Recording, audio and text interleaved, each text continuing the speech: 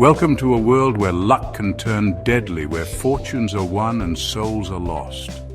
Tonight we delve into the heart of the unknown, stepping onto the blood-soaked carpet of a casino with more skeletons in its closet than chips on its tables. Brace yourself for the haunted slot machine, the high roller's curse, and the disappearing dealer.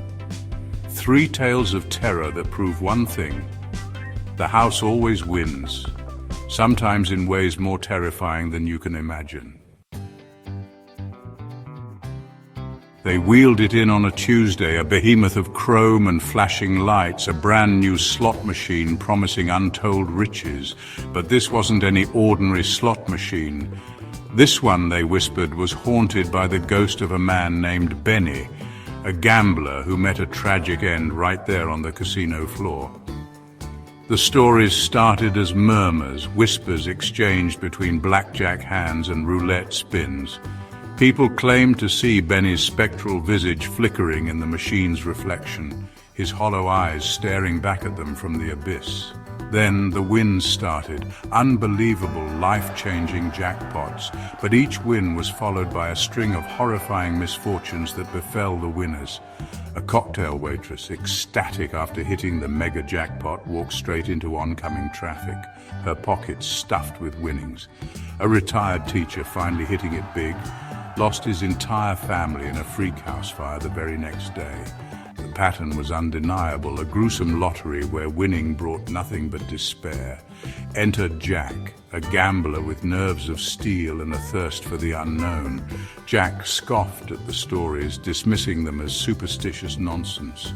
He lived for the thrill of the game, for the intoxicating possibility of beating the odds.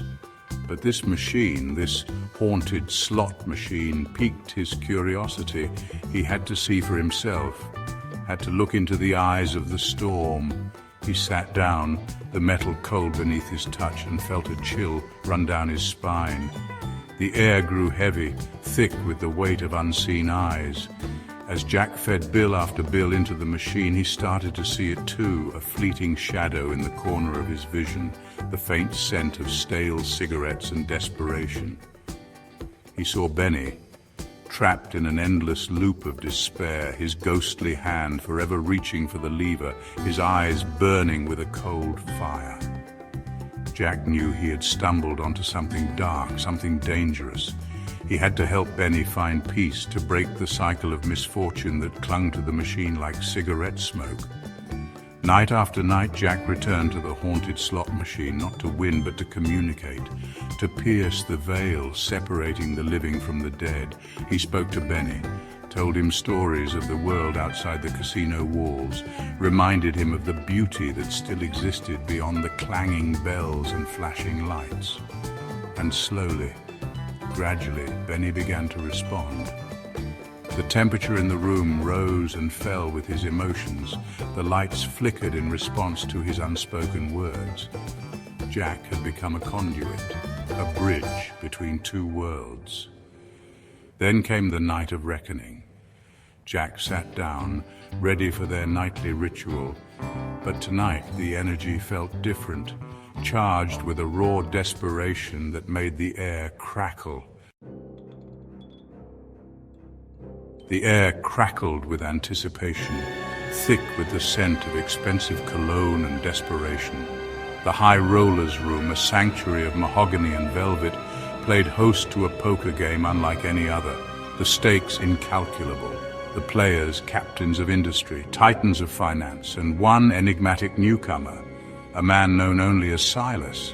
Silas, with eyes as cold and dark as the chips he effortlessly wagered, was rumored to be a man who had made a deal with the devil himself.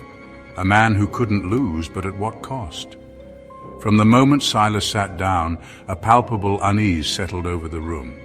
The cards seemed to bend to his will, dealt in a sequence that defied both logic and probability. He won hand after hand, his pile of chips growing into an obscene mountain of wealth. But with each win, the atmosphere grew heavier, the shadows in the room deepening, twisting into grotesque shapes that danced at the edge of perception. One by one, the other players began to experience bizarre phenomena. A renowned art collector started seeing grotesque figures in the swirling patterns of the carpet, his face contorting in terror. A tech mogul swore the cards in his hand were bleeding, his manic laughter echoing through the room.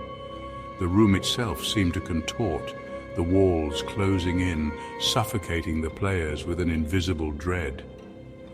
Amongst the players sat Daniel, a seasoned gambler with a keen eye and an even sharper intuition. He had seen his fair share of dirty tricks, but this was different. This wasn't sleight of hand or card counting. This was something far more sinister, something that whispered of ancient pacts and unholy bargains. Daniel watched Silas intently, his gut screaming that something was terribly wrong. Silas, with each win, seemed to grow younger, stronger, his eyes gleaming with an unnatural intensity. It was as if he was absorbing the players' life force, their very essence, with each hand won.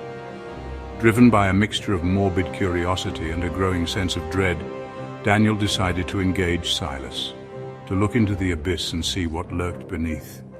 He raised the stakes, matching Silas's bets with a calmness that belied the fear gnawing at his insides. As the night wore on, the game became a battle of wills, a psychic tug-of-war between Daniel's unwavering resolve and Silas's dark power. The final hand arrived, a climactic showdown where fortunes and souls hung in the balance. The tension in the room was palpable, a tangible entity that pressed down on the players with suffocating weight. Daniel, his hand trembling slightly, looked at his cards. He had nothing, not even a pair. He was staring into the abyss, and the abyss was staring back. The Luxor Casino, a monument to excess and indulgence, thrummed with a nervous energy. Whispers of the missing dealer, Eleanor, spread like wildfire through the staff, each retelling more outlandish and terrifying than the last. Eleanor, a fixture at the blackjack tables, known for her quick wit and even quicker hands, had vanished without a trace. It happened on a Wednesday night during the graveyard shift, when the air hung heavy with cigarette smoke and the desperate prayers of gamblers.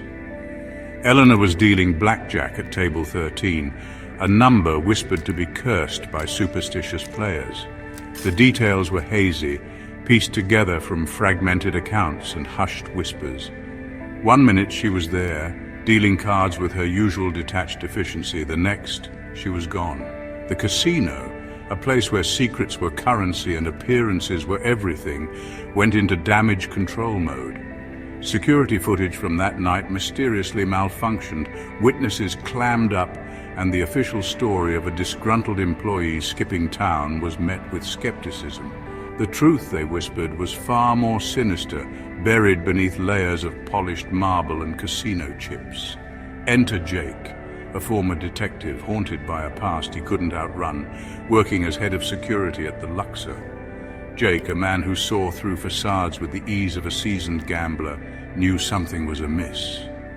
The official story reeked of a cover-up, and the fear in the eyes of the staff spoke volumes. He had a bad feeling about this, a feeling that gnawed at his gut. As Jake delved deeper into the mystery of Eleanor's disappearance, he began to notice strange occurrences. Cold spots, flickering lights, and the faint scent of lavender perfume, Eleanor's signature scent, lingering in the air. He started to believe the whispers, the rumors of a haunting, of a presence trapped within the casino walls. One night, while reviewing security footage, Jake noticed something peculiar. A faint shimmer in the reflection of a slot machine, a distortion in the air just as Eleanor vanished. It was subtle, almost imperceptible, but it was enough. He had his first clue, a hint that something otherworldly was at play. Driven by a newfound purpose, Jake immersed himself in the case, interviewing employees, studying security footage, and scouring Eleanor's personnel file. He discovered that Eleanor wasn't who she claimed to be. Her real name was Mary, and she was running from something, someone dangerous. She had come to the Luxor seeking anonymity, a fresh start, but her past had followed her. As Jake pieced together the fragments of Mary's life, he uncovered a dark secret, a story of love, betrayal, and a crime buried deep within the casino's foundations. Mary had witnessed something she shouldn't have. A high-stakes game gone wrong, a murder disguised as an accident. And now she was back, her spirit tethered to the place where she had met her untimely end, seeking retribution. Armed with this knowledge, Jake knew what he had to do.